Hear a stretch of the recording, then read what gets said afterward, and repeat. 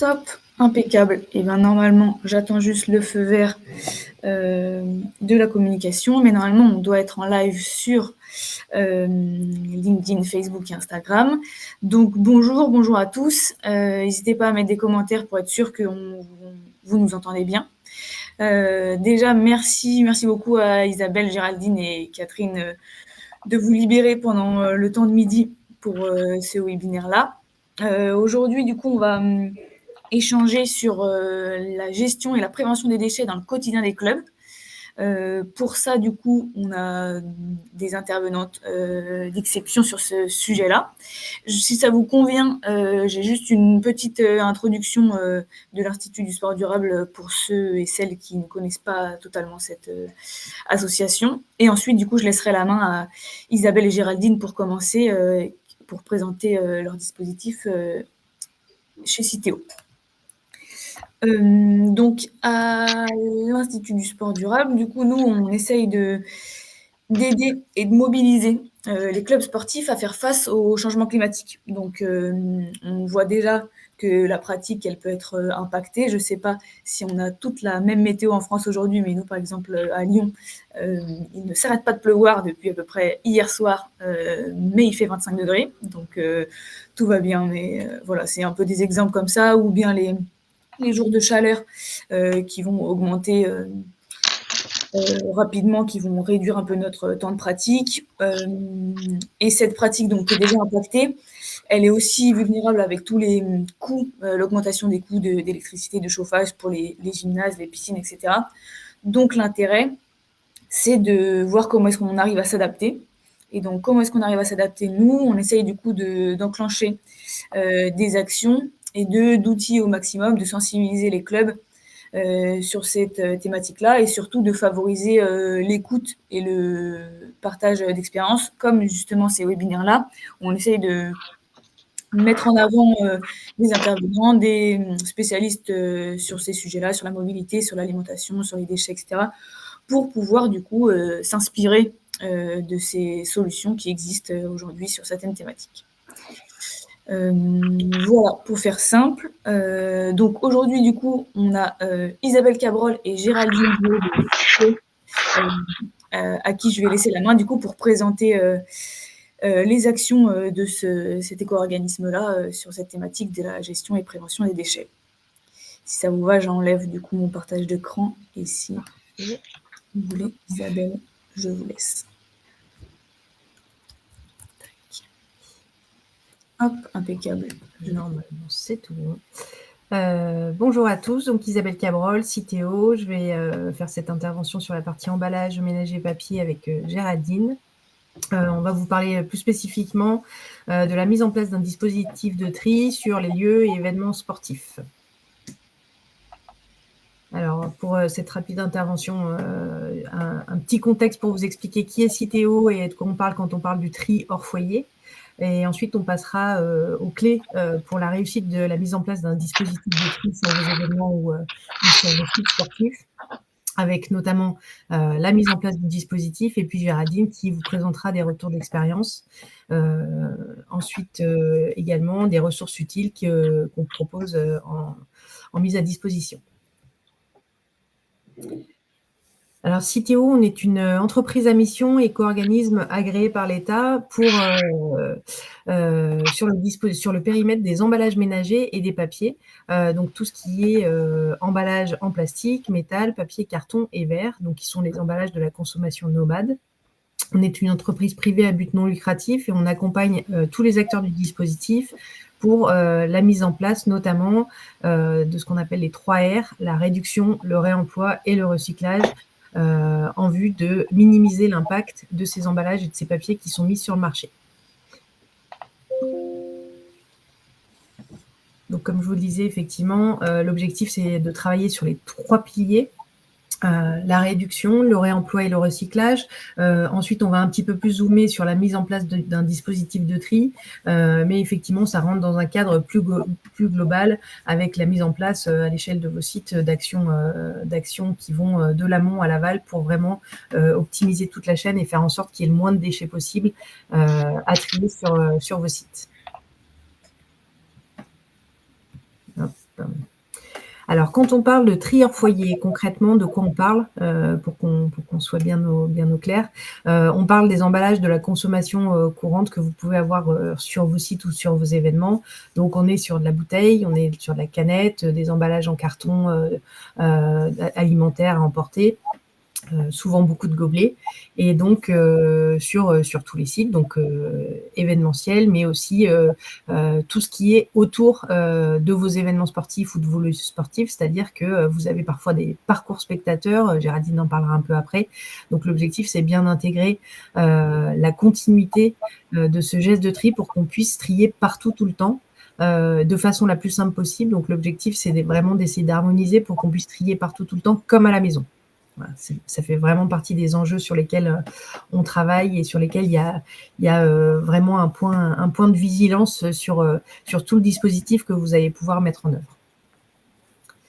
Donc, les clés pour passer à l'action, on va débuter tout d'abord sur la mise en place d'un dispositif. Alors, mettre en place un dispositif, très souvent, on se dit qu'on a mis des poubelles et que c'est réglé.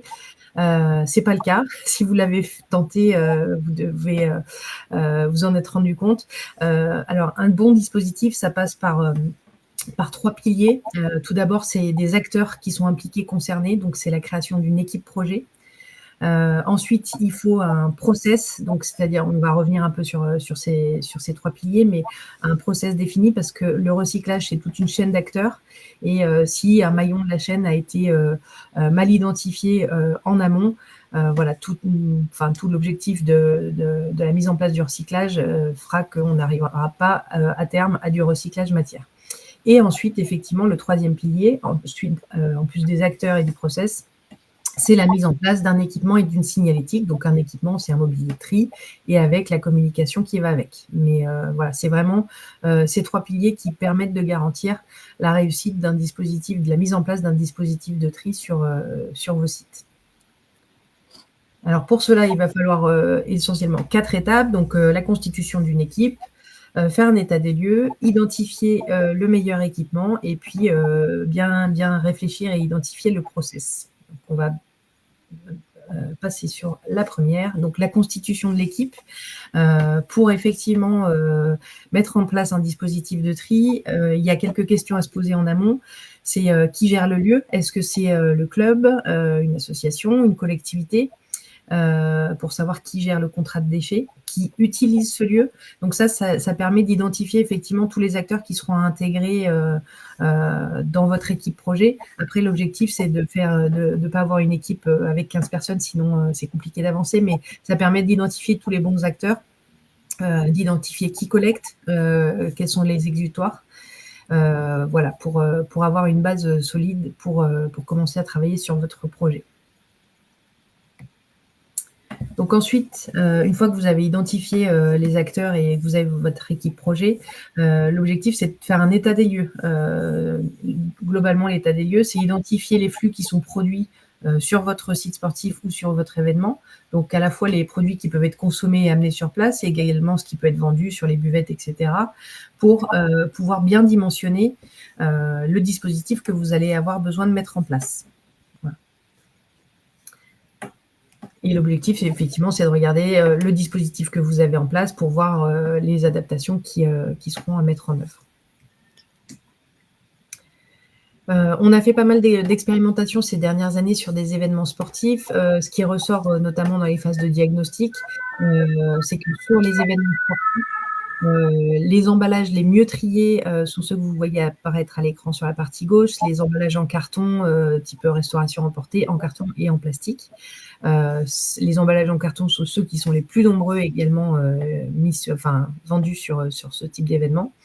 Mais pour autant, il reste encore beaucoup d'emballages à aller capter, qu'on retrouve encore aujourd'hui dans les ordures ménagères, notamment le verre, les bouteilles en plastique, et encore beaucoup d'emballages en carton qu'on retrouve aussi dans la poubelle d'ordures ménagères. Donc l'objectif et l'enjeu, c'est bien d'aller travailler notamment sur le mobilier aussi et sur la signalétique, la communication, pour aller capter au mieux tous ces emballages. Alors, il y a certains emballages, notamment sur les gros événements, spécifiques. Alors là, on aborde ça de façon très macro, mais ça nécessite, d'aller plus en détail, notamment les gobelets réemployables, avec la mise en place à l'échelle de clubs ou d'événements qui peuvent se faire, soit via,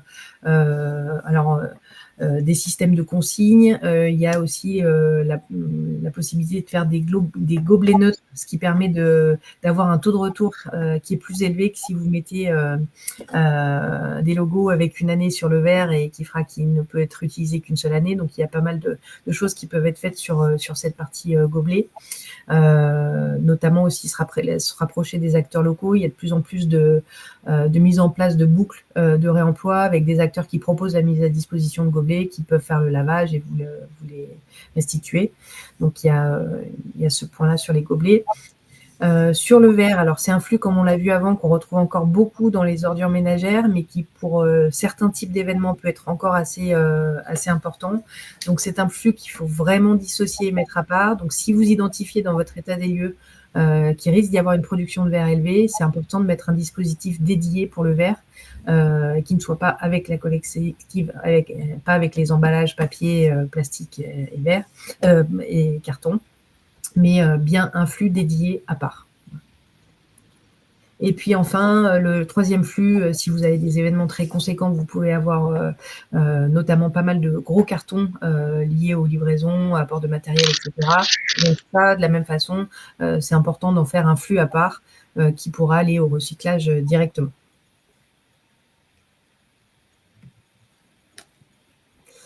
Alors, le choix de l'équipement. Donc, effectivement, une fois qu'on a fait l'équipe, qu'on a identifié, qu'on a fait l'état des lieux, l'objectif, c'est d'aller choisir des équipements. Alors, ici, vous avez toute une typologie d'équipements.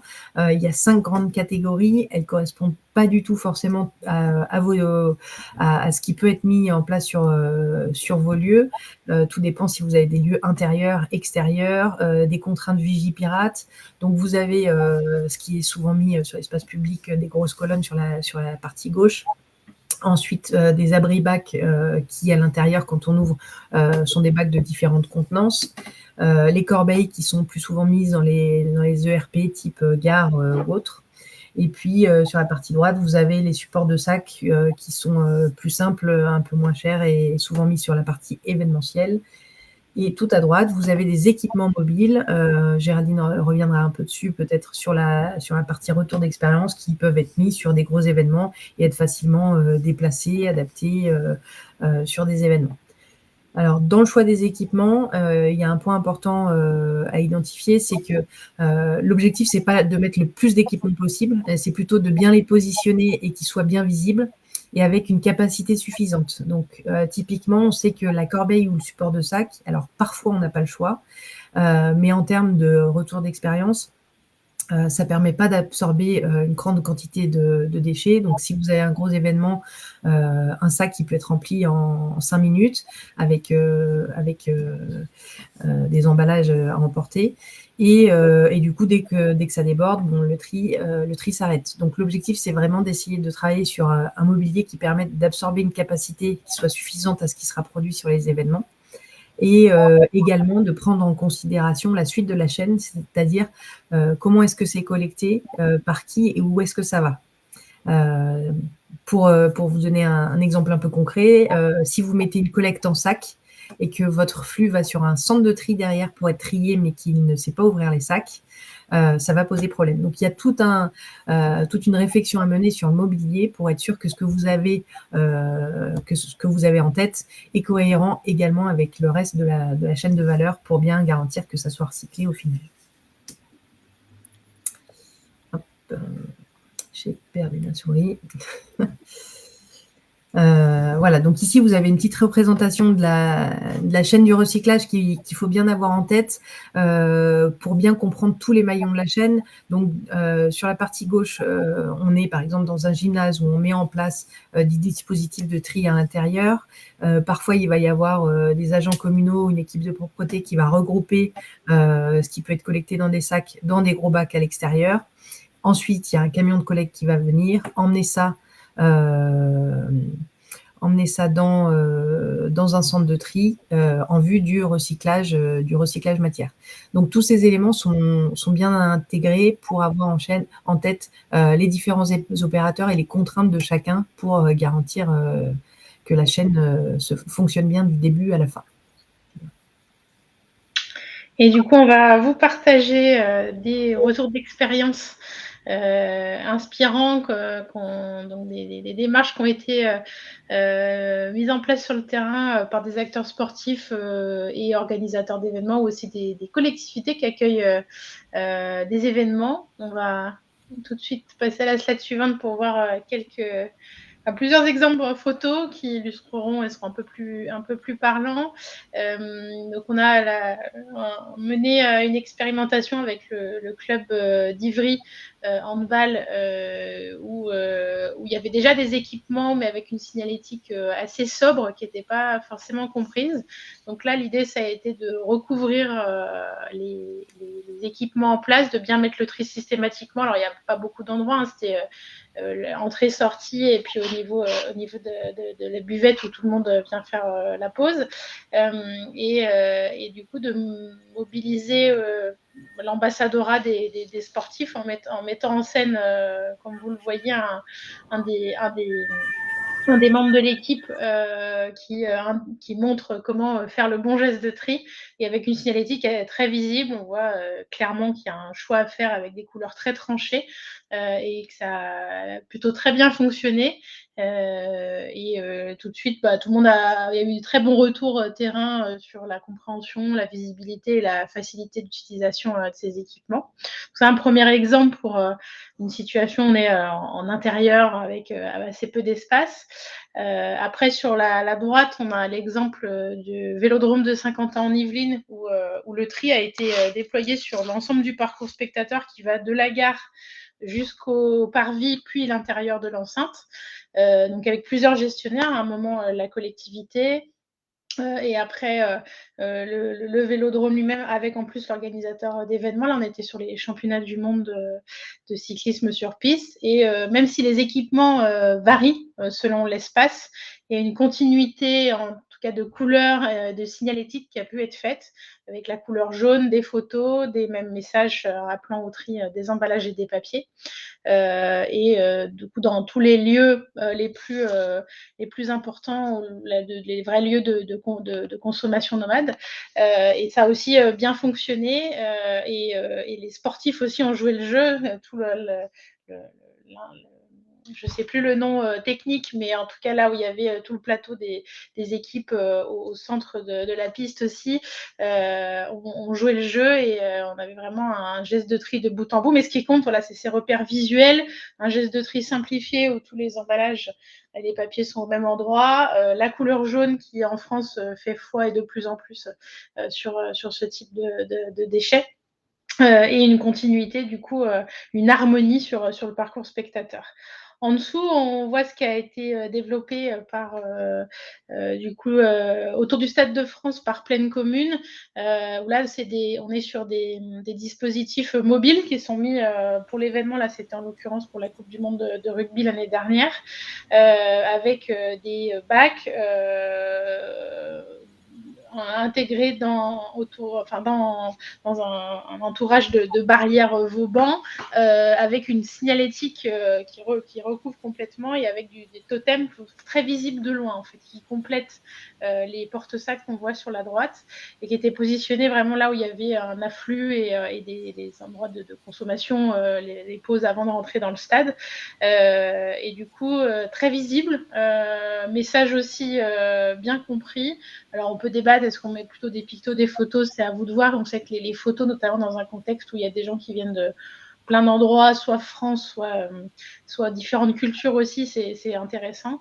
Et vraiment une capacité aussi intéressante avec les gros bacs qui permettent d'absorber un pic de consommation et de fréquentation, et éviter à tout prix que ça déborde et que ça s'envole et ça se transforme en déchets abandonnés. Après, on peut passer sur les d'autres exemples, notamment qui ont été déployés pendant pendant les JOP, avec plein de collectivités et avec le COJO, où là, pareil, on retrouve toujours cette référence à la couleur jaune pour le geste de tri, la présence de photos.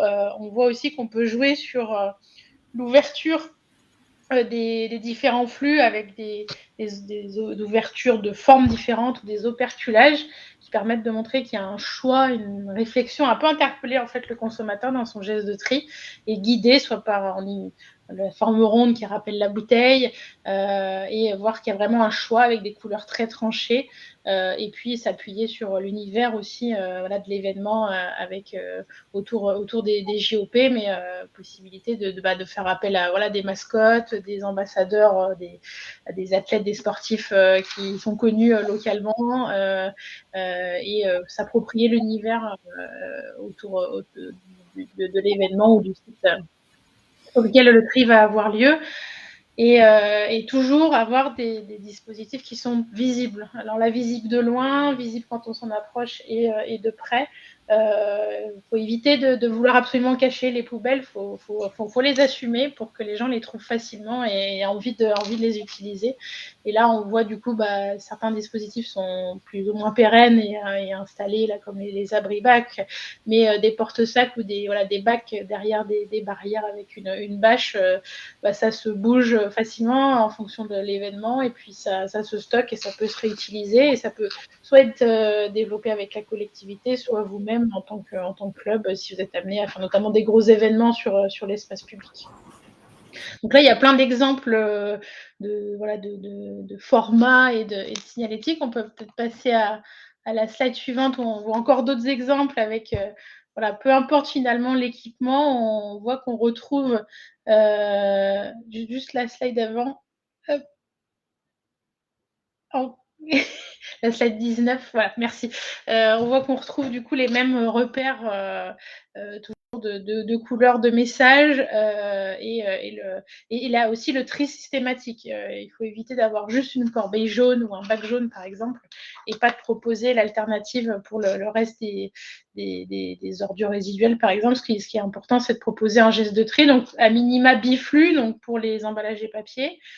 Qu'on va pouvoir recycler. Et puis pour le reste, alors il ne reste plus grand-chose, des mouchoirs, des serviettes, etc.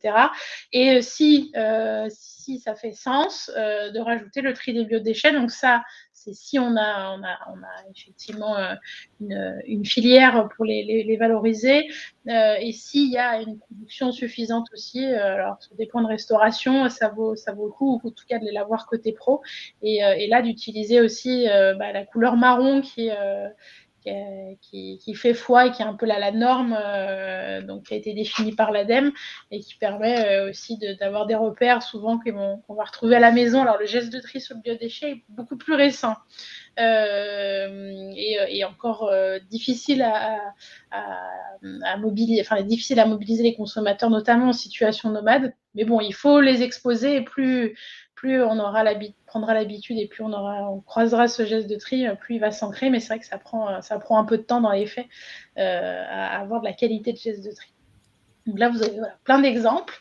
Et pour vous passer à l'action, je voulais vous partager plusieurs types de ressources, avec notamment un guide de bonnes pratiques spécial pour les lieux sportifs, où on détaille la méthodologie pour mettre en place le tri, faire un diagnostic, réfléchir à la signalétique, mobiliser l'ensemble des parties prenantes, et puis aussi mesurer la performance.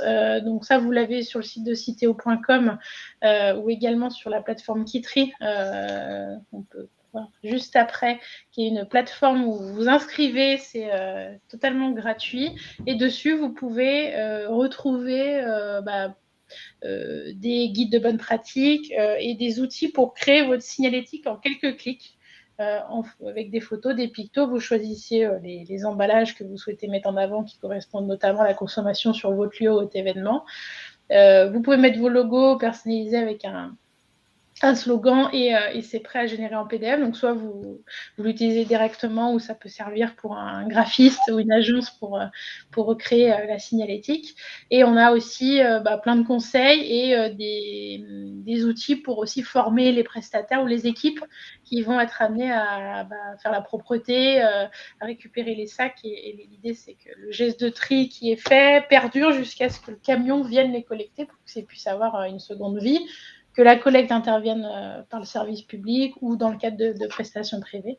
Donc, n'hésitez pas à vous inscrire sur Kitry. Quelques minutes, quelques clics complètement gratuits pour accéder à tous ces outils et dont le guide de bonne pratique sur le tri dans les lieux sportifs. Ensuite, donc, on a plein d'affiches, de communication, de signalétique, notamment adaptées au contexte sportif qu'on a développé avec Paris 2024, que vous trouvez également sur Kitry, qui ont été testées, que vous avez peut-être pu voir si vous avez participé assisté à des épreuves des JO, et qui fonctionnent bien. Et encore une fois, on fait appel aux couleurs de référence et l'idée, c'est que ces outils fleurissent sur le territoire et puissent être utilisés soit dans les contextes sportifs ou soit aussi sur l'espace public, au bureau. Alors, n'hésitez pas, vous avez tout ça aussi personnalisable avec votre logo sur Kitry en quelques clics. Si on passe à la slide suivante, vous retrouvez aussi de quoi faire des panneaux ou la signalétique pour indiquer par où découvrir par où trouver l'équipement de tri. Et on a l'ensemble des flux, donc emballage et papier, emballage en verre, biodéchets. Si jamais il y a les papiers à part, tout ce qui est ordures résiduelles, il y a largement de quoi faire pour parer à toutes les situations locales et essayer de coller aux règles de tri finalement que vous allez retrouver sur votre territoire. Ensuite, du coup, juste la slide d'avant. Donc, comme on disait, c'est intéressant de faire appel à des photos parce qu'il n'y a pas d'interprétation, pas de biais pour les comprendre, et c'est assez ancré dans le réel. Et effectivement, montrons des emballages vraiment issus de la consommation nomade et que les pratiquants, le public va avoir dans les mains finalement pour tout de suite bien guider le geste de tri et avoir une communication très visible, repérable et uniforme sur un même lieu de consommation nomade. Et comme on l'a dit plus tôt, si on passe à la slide suivante, n'hésitez pas à faire appel à des ambassadeurs, des gens connus au national, en local, et qui vont montrer un peu le bon geste. Là, on a des exemples avec Antoine Dupont pendant la Coupe du Monde de rugby, ou Corentin Le Guen, qui est athlète handisport rugby fauteuil, sur notre campagne de communication. N'hésitez pas à mettre en avant vos équipes et ceux qui ont envie de s'investir sur le sujet en local. Voilà, en gros, plusieurs inspirations, pas mal d'outils. N'hésitez pas à aller fouiner pour vous inspirer et tester des choses en local. Est-ce que des questions, n'hésitez pas si vous en avez. Oui, exact, trop bien. Super déjà, merci beaucoup pour cette présentation. Présentation hyper bien faite parce que quand j'avais quelques questions au fur et à mesure de la présentation et au fur et à mesure que vous parliez, du coup, ça répondait à mes questions automatiquement. Donc, merci beaucoup pour ça, pour ce déroulé. Donc, n'hésitez pas en commentaire si vous avez des questions à les poser à Isabelle et Géraldine. Moi, j'ai peut-être aussi une première question. On voit du coup dans votre intervention que la communication, c'est peut-être le plus important, ou de montrer un peu. Est-ce que vous avez d'autres, en lien avec cette communication, est-ce que vous avez d'autres conseils, peut-être les points les plus importants que vous repérez souvent, soit dans les clubs ou dans d'autres événements culturels auxquels vous avez pu faire face, les points qui, selon vous, sont les plus importants pour que cette collecte marche et soit efficace? Alors, qu'il y ait du coup une communication qui soit visible et on s'appuie vraiment sur les repères, on va dire, nationaux et qu'on peut avoir à la maison, donc bien mettre en avant la couleur jaune et pas forcément vouloir être exhaustif en montrant tous les déchets, les emballages possibles et imaginables à trier, mais se concentrer sur les 3-4 totems qui représentent vraiment ce qui va être issu de la conso dans ce lieu-là. Donc si il y a beaucoup de bouteilles, de canettes, de compotes, ou que sais-je, bien se concentrer sur ces 3-4 emballages totems, on va dire, et pas chercher à mettre forcément trop de texte que les gens vont pas forcément lire, juste emballage et papier à trier, ça suffit largement. Donc, pas trop surcharger, de la simplicité et surtout tant pis s'il y a une charte graphique avec du bleu et du vert par rapport au club. Là, on est sur on appelle au geste de tri des déchets, donc on va se concentrer sur le jaune et le gris ou le marron pour les biodéchets et pas rajouter encore d'autres couleurs qui seraient un peu confusantes, et puis utiliser une communication qui est uniforme dans l'ensemble d'un stade, dans l'ensemble d'un événement, et si possible cohérent avec ce que potentiellement aura fait la collectivité sur le parvis ou dans la rue.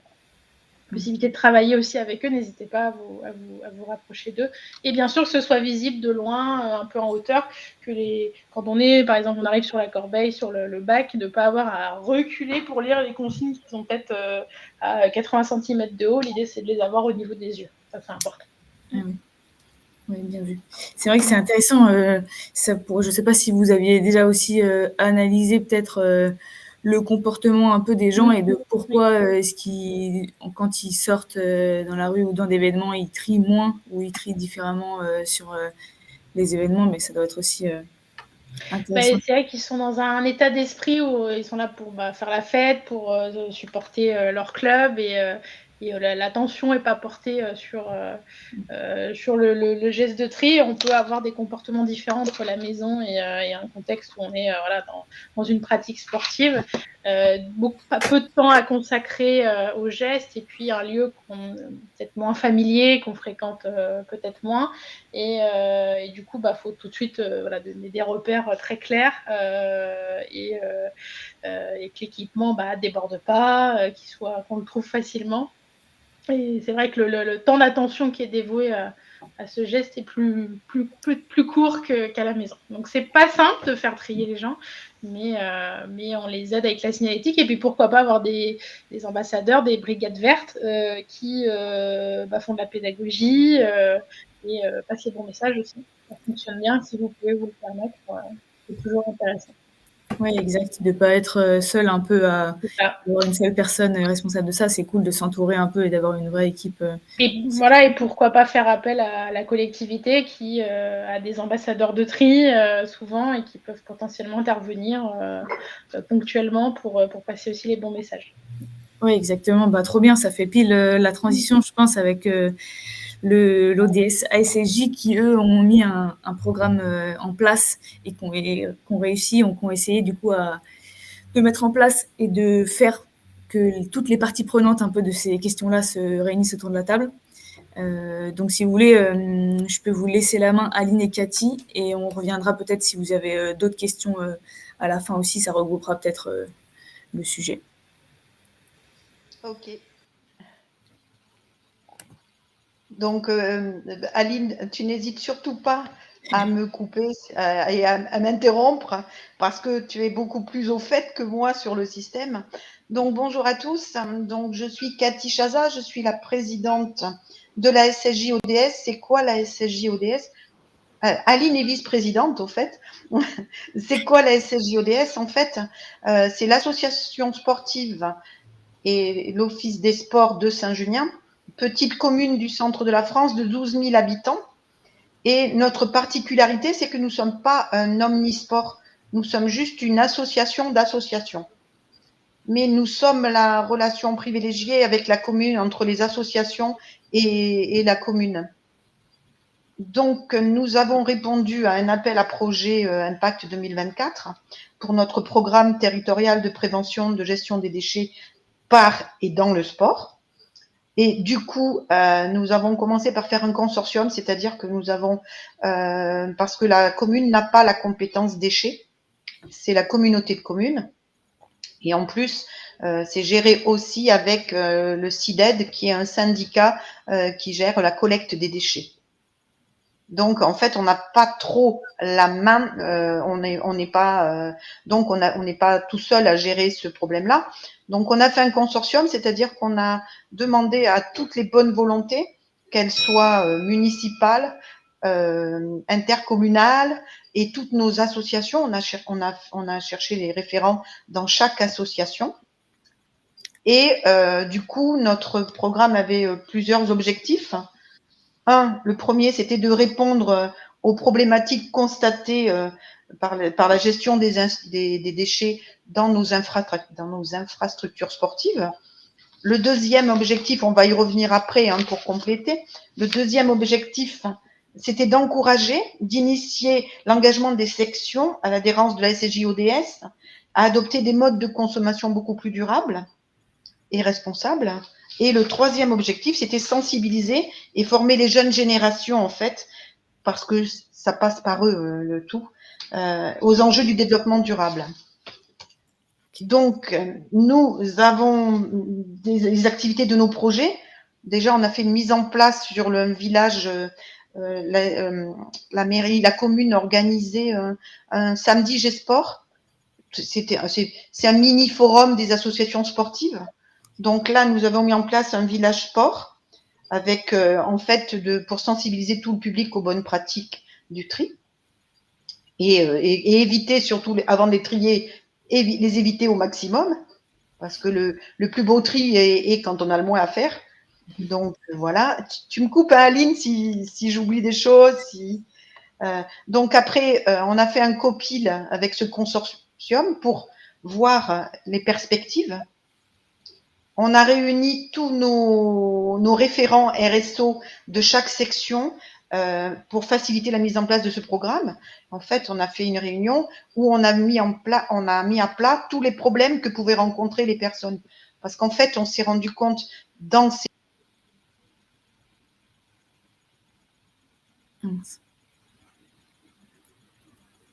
Est-ce que Cathy bug pour vous aussi? Oui. Mince. C'est le réseau à Saint-Junien qui n'est pas forcément toujours...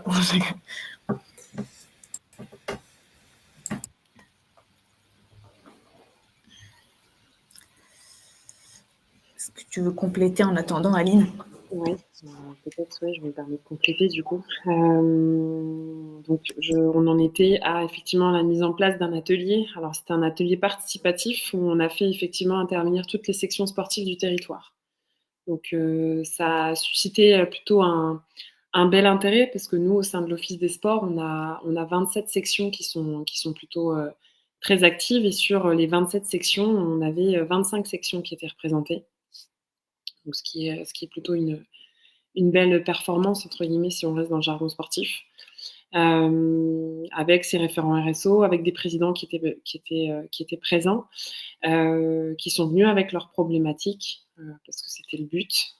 Donc, bien évidemment, il y a certaines sections qui ne sont pas forcément concernées par les problématiques qu'on peut rencontrer, d'une part dans la prévention et d'autre part dans la gestion. Donc, c'était aussi hyper intéressant de constater ça. Mais vous en avez qui sont confrontés finalement au quotidien.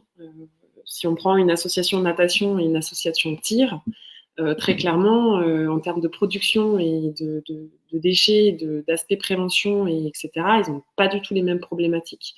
Donc l'idée sur cet atelier participatif-là, encore une fois, c'était de recenser les freins et bien évidemment de se projeter dans le futur et de voir ce qu'on pouvait faire ensemble, de voir ce que ces associations-là pouvaient faire, aussi bien en termes de prévention, donc diminuer la production de déchets, que dans la gestion, bien évidemment. Et donc, on a derrière eu cet atelier-là, des actions ont été proposées. J'ai pris la main, Cathy, je suis désolée, je te la redonne tout de suite après, je décris juste l'atelier. Et voilà. Et donc, il y a beaucoup de choses qui sont sorties. Il y a des axes stratégiques qui sont sortis avec des actions derrière. Et je passe la balle à Cathy sur les actions un petit peu phares qui ont été identifiées. Désolée, mon micro s'est coupé tout à fait. Et ce que je voulais préciser par rapport à ces ateliers, en fait, c'est pas que les personnes ne veulent pas trier. Mais c'est qu'on s'est rendu. Je ne sais pas ce que tu as dit, Aline, mais je ne sais pas si tu l'as précisé. Mais parce qu'en fait, il y a tellement de difficultés dans le tri. Que les personnes, du coup, quand on amenait au container, on s'est rendu compte que le container, les emplacements pour mettre les sacs étaient trop petits. Du coup, ça fait que les gens, à la fin d'une activité ou d'un événement, ils sont capoutes et on pouvait pas mettre les déchets comme on voulait. Ils mettaient à la poubelle au lieu de trier. Alors que au départ, la volonté était de bien trier, quoi.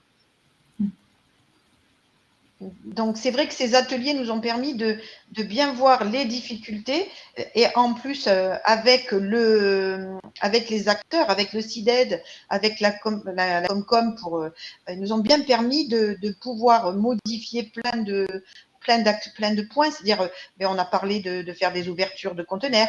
On a vu des endroits où il n'y en avait pas et il en fallait. Des endroits où il y en avait qui n'étaient pas utiles. Ça nous a permis aussi de faire mettre pour les biodéchets à côté de la salle des congrès où vraiment il y avait beaucoup quand il y a des événements, on pouvait aussi trier les biodéchets.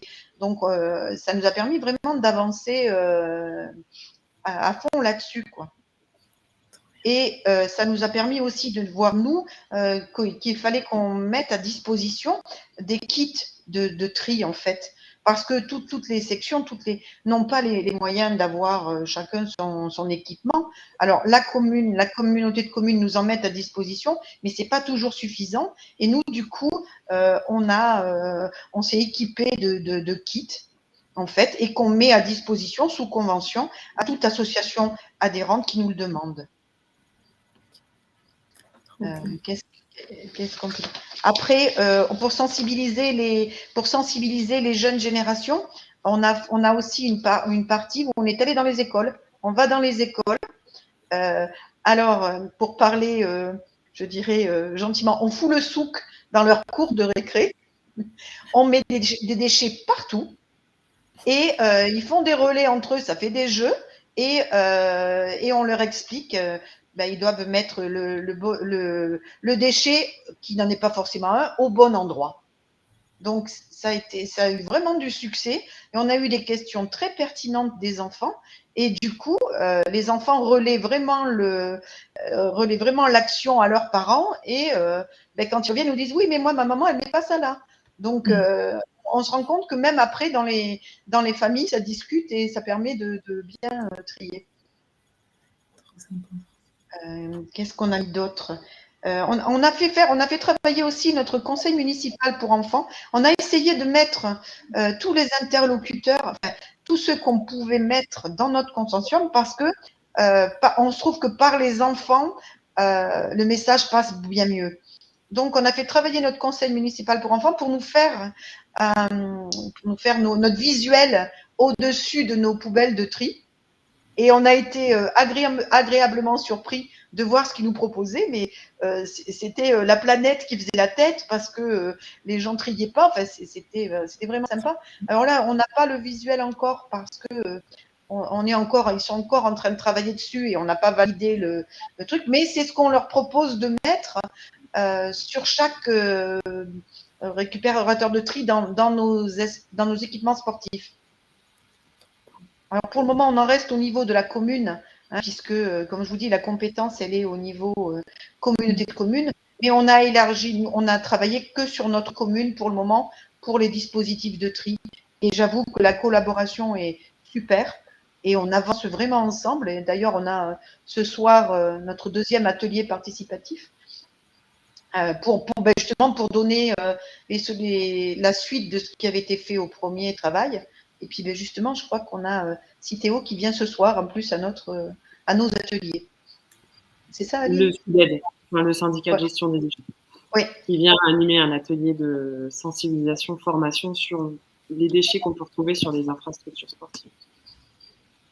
Et les enfants ont même été très loin dans leur visuel parce qu'on leur a demandé tout ce qu'on pouvait trouver dans nos gymnases, dans nos salles de sport. Ils ont même été voir comment on trie, où on met les cheveux, où on met les lastoplastes. Alors vraiment, ils sont bien impliqués. Et alors peut-être ça n'est pas la norme, je dirais, jaune et tout ça, mais d'un autre côté, ils nous ont vraiment fait ressortir tout ce que eux, à leurs yeux, à eux, Il y avait les chewing-gums, où on met le chewing-gum, où on met le. Et du coup, c'est intéressant parce que ça nous permet même d'aller plus loin, nous, dans nos réflexions. Donc, après, attends. Donc, nous, comme je vous disais, nous, on a acheté un kit éco. On veut essayer de mutualiser tout avec nos associations, c'est-à-dire, on a acheté un nombre de gobelets qu'on peut mettre à disposition de nos associations. On va acheter. Notre but est zéro déchet. Zéro déchet, limiter le plus possible les déchets. Alors, on n'arrivera jamais à zéro déchet, mais nous, on va mettre à disposition des assiettes, des couverts, de façon à ce que nos associations, quand elles font un événement, eh ben, elles puissent avoir un kit et des moyens pour pouvoir mener à bien le zéro déchet. Trop chouette. Donc, je ne sais pas si... Merci déjà pour ces infos-là.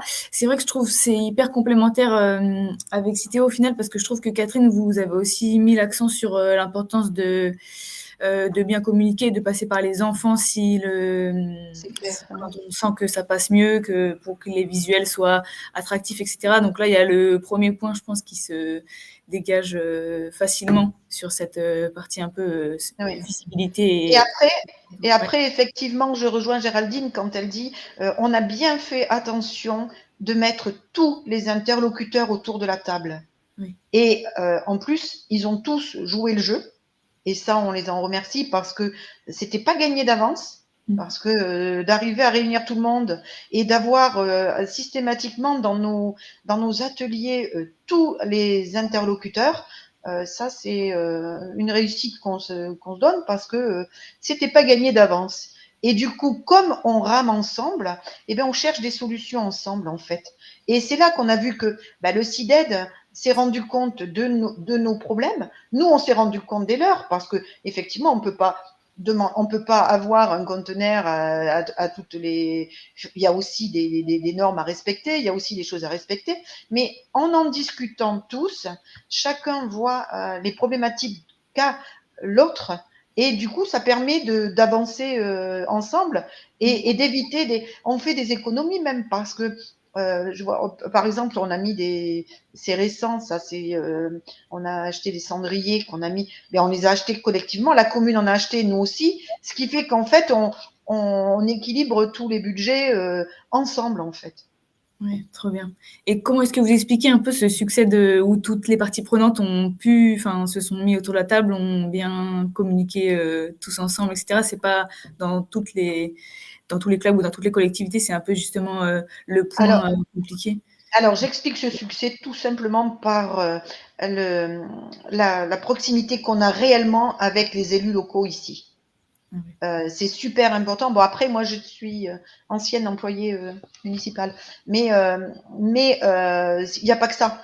En fait, ils sont très concernés par le sujet et ils sont vraiment à notre écoute. Et comme c'est du donnant-donnant, quand nous, on a un sujet comme ça, c'est aussi bon pour eux. Hein. Politiquement, c'est aussi bon. Ils nous aident, on les aide, et tout le monde se rend compte qu'on marche tous ensemble. Et quand vous avez une collectivité, l'autre, elle vient, hein, parce que c'est aussi ça. En plus, la Comcom, c'est pareil, quand même. Il y a aussi beaucoup d'élus de la commune qui sont à la communauté de communes, puisque c'est la plus grosse commune de la communauté de communes. Donc, mais effectivement, le fait de marcher vraiment ensemble permet d'avancer beaucoup plus vite. Ouais, trop bien.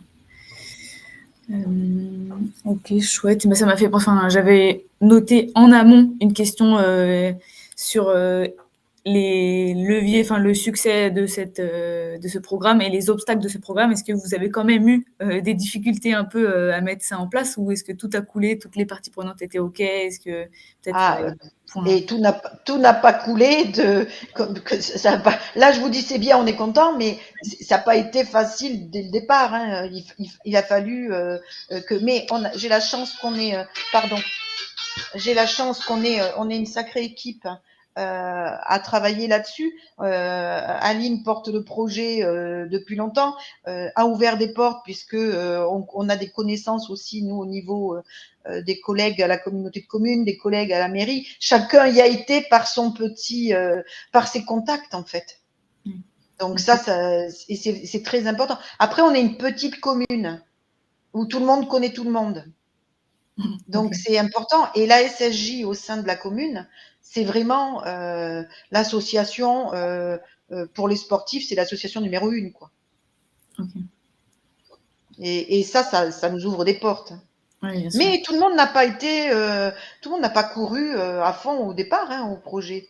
Il a fallu qu'on vende notre projet, quoi. Oui. Je sais pas, Aline, qu'est-ce que tu en penses, toi? Oui. Non, ça, effectivement, ça, au début, on nous disait qu'on était un peu fou et un peu utopique de penser qu'on réussirait à fédérer un écosystème sportif autour de ces sujets-là parce qu'ils avaient bien d'autres choses à faire. Là, aujourd'hui, on fait notre deuxième soirée, une deuxième soirée de rencontre du sport Saint-Junien et on a tout autant de sections que la première fois et ces personnes-là viennent et elles savent ce dont on va parler, donc c'est quand même plutôt rassurant, on les prend pas par surprise. Donc elles savent qu'on va aborder le sujet en lien avec les déchets, elles savent que on va proposer d'autres petites choses ce soir, mais on essaye de faire en sorte que ce soit le plus interactif possible, qu'ils puissent aussi échanger. Donc on fait un petit apéro à la fin. Zéro déchet, bien évidemment.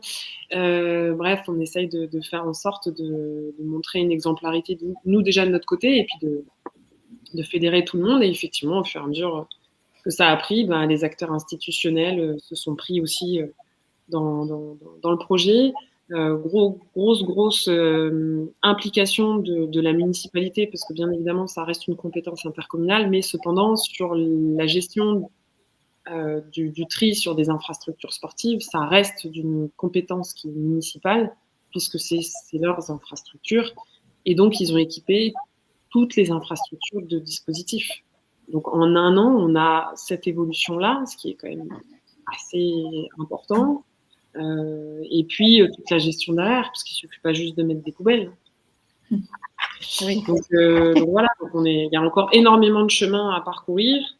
Mais voilà, notre objectif, c'est encore une fois d'avancer ensemble sur ces sujets-là et de pouvoir répondre à un maximum de besoins.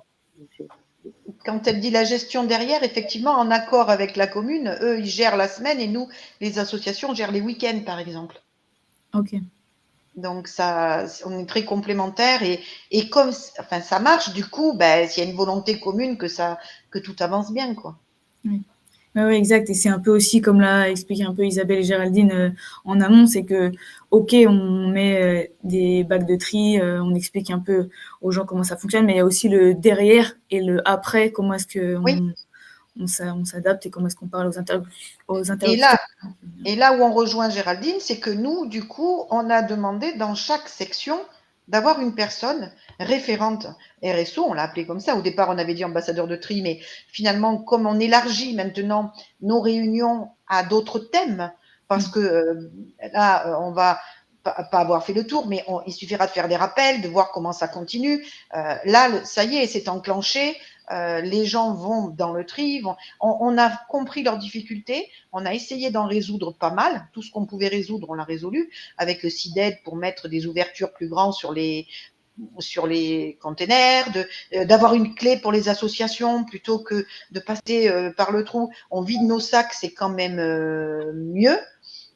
Il y a des évolutions, ils voient qu'on avance et maintenant on va avancer même sur d'autres thématiques en fait, sur la mutualisation des choses, et du coup même les personnes qui sont référentes, elles ont envie et elles sont demandeuses d'ateliers alors tous les trimestres et du coup nous ça a engendré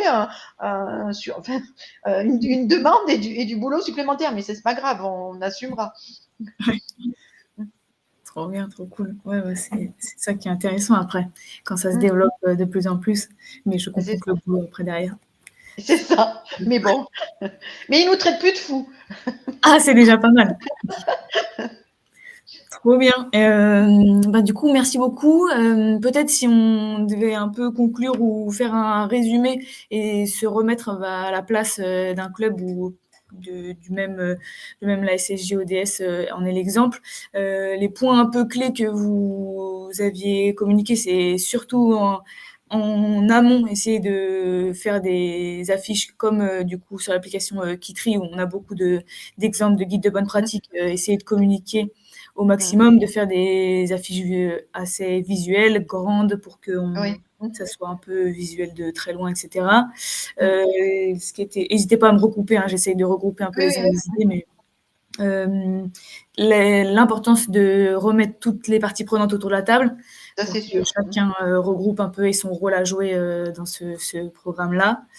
Essayer de mettre des ambassadeurs ou des personnes un peu emblématiques sur la question pour que ça regroupe, qu'il y ait peut-être une plus grande visibilité. Qu'est-ce qu'il y avait d'autre d'important? C'est déjà pas mal. N'hésitez pas du coup, Isabelle, Géraldine, si vous avez d'autres points un peu en conclusion à dire, mais je crois qu'on a fait déjà pas mal le tour. N'hésitez pas en commentaire si vous avez d'autres questions. En tout cas, si vous voulez m'écrire ou que vous avez des questions un peu qui viennent après, vous pouvez m'écrire à mon adresse mail et après je transférerai du coup si vous avez des questions pour Citeo spécifiquement ou la SSJ, je transférerai vos coordonnées. Et du coup, n'hésitez pas aussi à aller voir sur le site de Citeo s'il y a déjà autant de guides de bonne pratique ou de visuels que vous pouvez utiliser pour vous en tant que club. Ça permettra déjà de faire un bon premier pas. Si vous avez... La question de Sarah Gobo, là, quelle solution gratuite lorsqu'on est un club où les collectivités responsables du tri ne prennent pas en charge le tri des déchets, ne bougent pas, c'est pas évident, je dirais. À répondre à la question, c'est pas simple. Parce qu'effectivement, dans ce qui me concerne, c'est difficile pour moi de répondre parce que nous, la collectivité va vraiment dans ce sens et on n'a pas eu d'obstacle là-dessus. Mais quand la collectivité ne bouge pas et que peut-être si Théo, vous pouvez répondre là, parce que moi. Si effectivement ils veulent pas, on peut pas les forcer. Par contre, alors je sais pas sur quel territoire vous êtes, Sarah, mais d'ici fin 2026 et progressivement, on va commencer cet automne. On va développer une solution pour la reprise justement des flux quand il n'y a pas l'intervention du service public. On va venir financer du coup la partie collecte et traitement en versant un soutien aux opérateurs et en étant en contrat directement avec des centres de tri. Et du coup, ça viendra bien abaisser la facture pour le client, pour le donneur d'ordre. Et du coup, ça permettrait de peut-être débloquer certaines situations. Donc, pour l'instant, ça va être lancé que Rhône et Gironde à l'automne et progressivement s'ouvrir sur l'ensemble du territoire. Donc, suivez nos actus Citeo pour voir quand vous pourrez bénéficier de ce service-là et du coup voir des devis et voir qu'est-ce que ça peut, si ça peut un peu débloquer financièrement en tout cas la solution. Et après, les collectivités, ça vaut toujours le coup de maintenir le dialogue et peut-être de proposer des partenariats ou leur montrer l'intérêt de communiquer, de s'engager dans du tri hors foyer et à quel point le sport et un club permettent de mobiliser les citoyens sur un territoire et que c'est aussi une occasion pour eux de faire venir justement nos ambassadeurs du tri pour communiquer aux citoyens et qui voient peut-être un intérêt plus large que juste mettre un bac à disposition.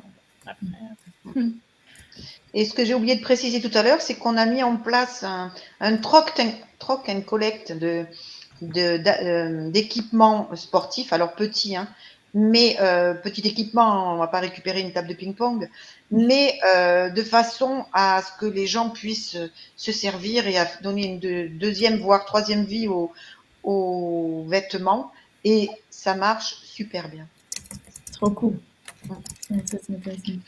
Je fais une petite pub tant qu'à faire. Impeccable, on la place ici. C'est ça. Vous faites bien.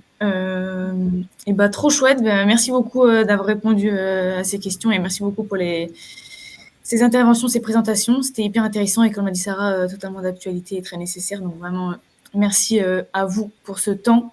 Pour le prochain temps, nous, on a un prochain webinaire le 7 novembre qui sera sur la mobilité durable dans les clubs. Donc, toujours un peu sur cette thématique de transition écologique et solidaire dans les clubs sportifs. Voilà, si vous n'avez plus de questions, on peut arrêter là. Merci encore Isabelle, Géraldine, Merci pour ce temps. Merci à vous. Et à bientôt à tous. Très bonne journée. Bonne journée, merci. Voilà, au revoir. Au revoir.